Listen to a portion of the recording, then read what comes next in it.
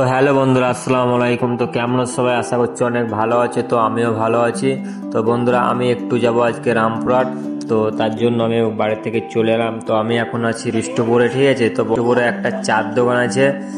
তো বিষ্টুপুরে একটা চার দোকান আছে, ঠিক আছে বন্ধুরা। তো কি বলবো, তো এত চা, মানে ওখানকার এত চা বলতে পারো, মানে স্বাদ, মানে কি বলবো। যখন বিষ্টুপুর আসি আমি, তো ওখানে চা খাই। তো দেখতে পাচ্ছ, ঠিক আছে, একটা দাদুর দোকান।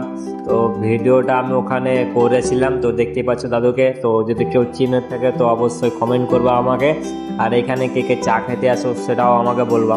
তো তারপর এখান থেকে আমি গাড়ি ছেড়ে চলে এলাম মাড়গ্রামের আগে, ঠিক আছে। তো মাড়গ্রাম আগে যে একটা ভ্যান আছে, তো ভ্যানটা পার করে আমি ভিডিও স্টার্ট করলাম। তো আমি একা আছি, কারণ মানে আমার হাতে একাই ফোন, আমি শ্যুট করছিলাম। তো আমার গাড়ি, ঠিক আছে, লাইটিংগুলো খেয়েছিল, তার জন্য একটু ভিডিও আমি নিয়েছিলাম।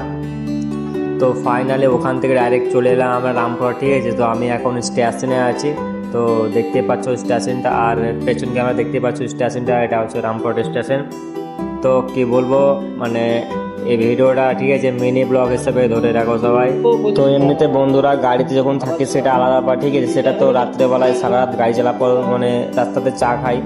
আর মানে বাড়িতে থাকি যখন, তখনই মানে নাইটে যদি কোথাও বেরোয় আমি, ঠিক আছে, ঘর থেকে, তো তখন আমি বেশি চাটাই খাই। তো রামপুরহাট স্টেশন আসার পরে তো সাইডে একটা চায়ের দোকান দেখতে পেলাম, তো ওখান থেকে আবার চা খেলাম। তো এখানে বাইক টাইক সব পার্কিং করে। হ্যাঁ, তো এই ভাইটার কাছে গেলাম চায়ের দোকানে। তো এখানে আমি এবার চা খেয়েছিলাম। তো এখানকার চায়টা হচ্ছে মাটির ভাঁড়ের চা, ঠিক আছে। তো একটু ট্রাই করলাম, তো বেশ ভালো, মানে মাটির ভাঁড়ের চা এমনিতে মানে স্বাদ একটু।